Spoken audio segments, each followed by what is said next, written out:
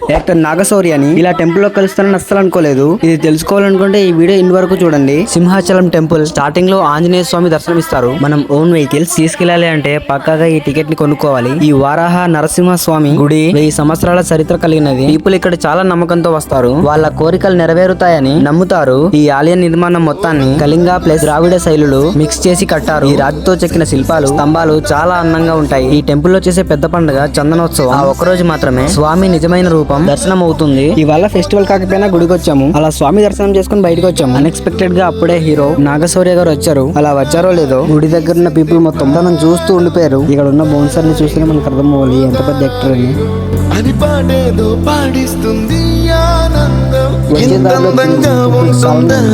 మొత్తాన్ని వరకు చూడండి. దీనికోసం పెట్టిన బస్సు మనసుకి తెలియాలేదే పాపం.